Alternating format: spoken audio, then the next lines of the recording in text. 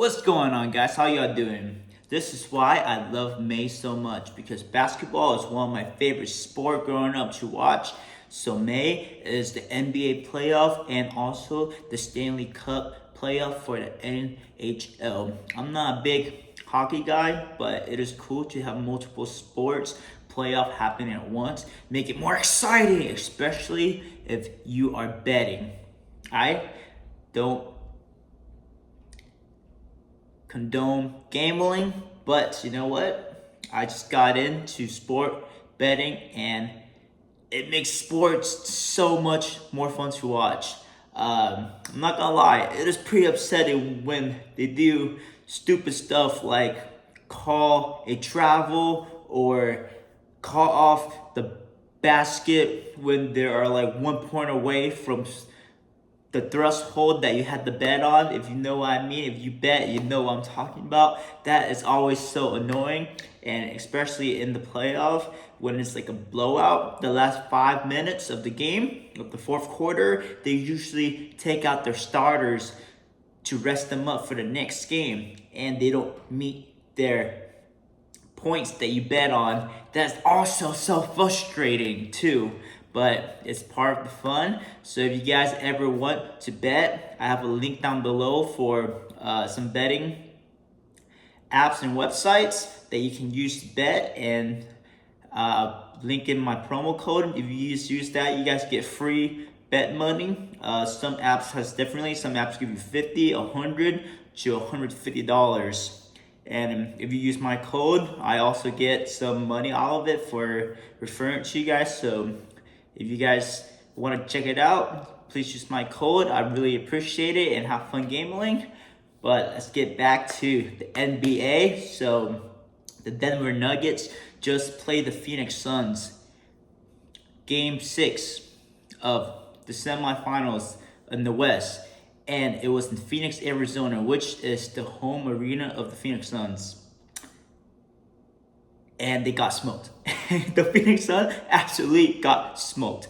I knew the Nuggets probably going to win that game because Ayton and the center, DeAndre Ayton, and their point guard, Chris Paul, was out of the game. I thought Kevin Durant and Devin Booker was going to step up. They're going to score like 30 points apiece. So I had a bet in that they were both going to score 60, 70, and 80 points combined.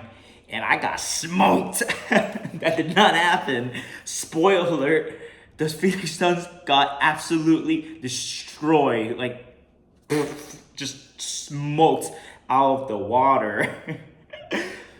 The Denver Nuggets were up 30 points in the half. It was 81 points to, I don't know what. They had like 45 points, the Phoenix Suns. It was terrible. It was absolutely a blowout.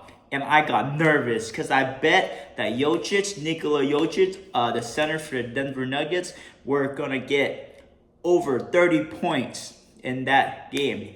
And in the half, he had about 22 points. And they're up at 30 points, so I thought they're going to take him out. I was so sad. I was like, no, please don't do this to me, please. But I just want to say thank you so much to the Denver Nuggets coaching staff for letting every single starter play into the fourth quarter. Thank you so much. I really appreciate it. You guys are the MVPs. I really appreciate it. I am a Lakers fan. So if anybody goes to the NBA Finals this year, I hope it's the Los Angeles Lakers or the Denver Nuggets. So I'll be cheering for those two teams. Let's go, guys. I really appreciate it. So that was awesome. KD and Devin Booker look absolutely terrible. The arena were booing them. It was so bad, so sad.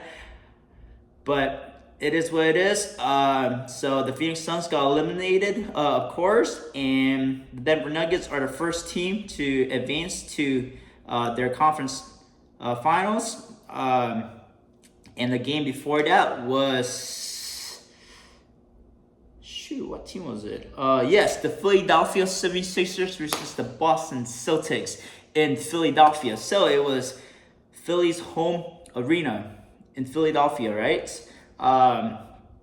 Jason Tatum had one of the worst game in his whole entire career in the playoffs. He started the game, the first quarter, 1-14 shooting field goal. He missed every single shot. He probably had like 3 points or something, 2 or 3 points in the first half because of a free throw.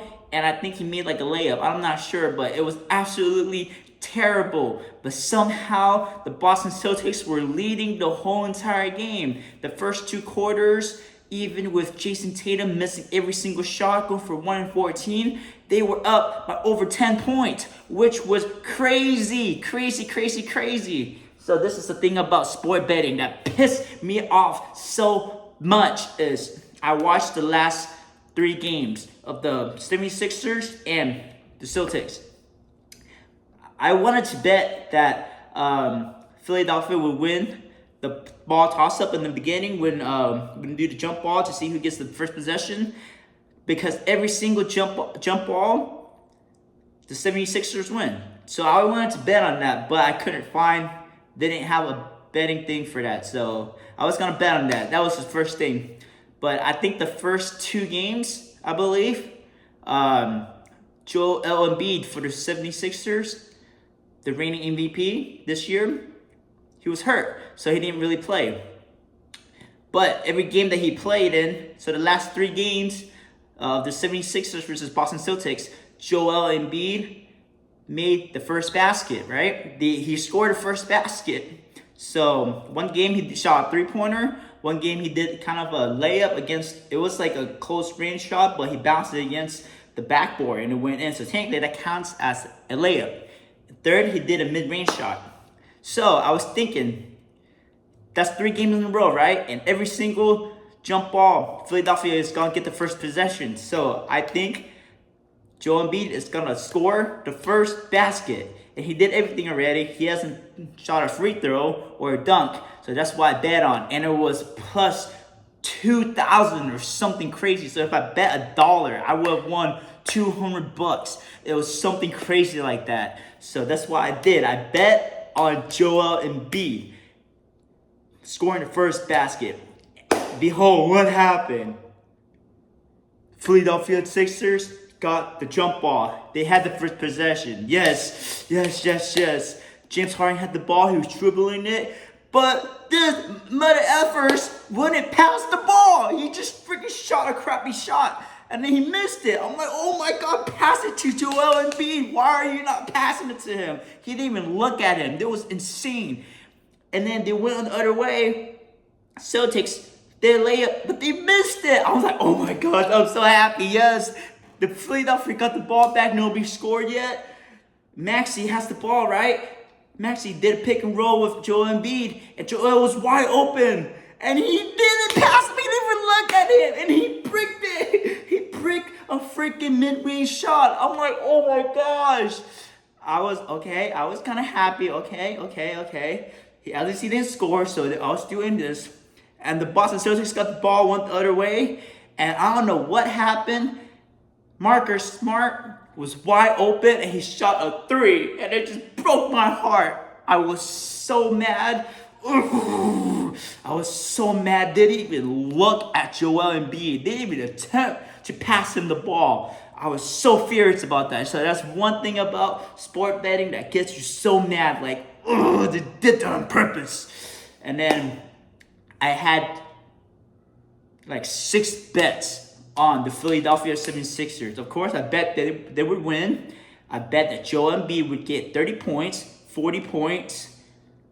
That was like plus 300 and plus 800. So if I bet like $1, I would have won like, I think it was like $80 or something on one of those bet, and the other one was like $40. It was something crazy like that. It was insane. The odds were so good. It looked so good. But the condition was Joel Embiid had to score that many points, and the Sixers had to win. So that sucks. I got Maxey with 4 assists and had to win for a plus 350 points. So and then my only bet for the Boston Celtics was Marcus Smart getting 20 points and a win, and it was plus 600. So safe to say, I kind of broke even because my only bet was Marcus Smart, and he stepped up that game. He came through. He won the game.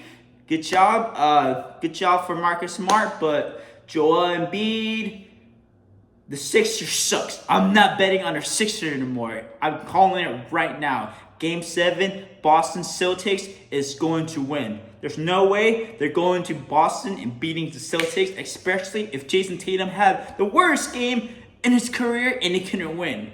It's just terrible. The chemistry looks so bad.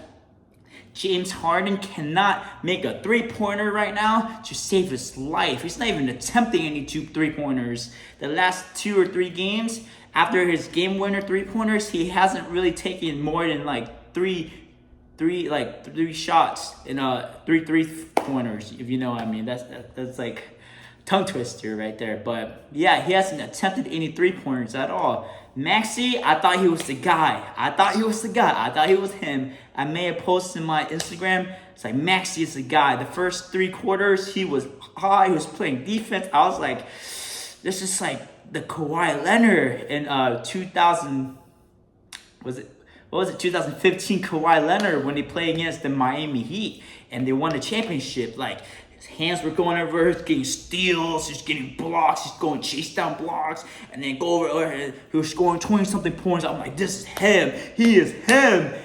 And then the fourth quarter came, they benched his ass with like 5 minutes left in the game. They were down by 6 points, they benched his ass. He was him, but he does not have clutch. He's still too young. He doesn't have experience yet. He didn't have clutch. In the fourth quarter came, he was out. He was gone. He was missing wide open layups. He was doing like crazy layups. It was just absolutely terrible. And I thought, the Sixers should have won that game, but they just didn't want it enough. And I think Joel Embiid is still nursing his injury because that game, he did spectacular plays. He did blocks.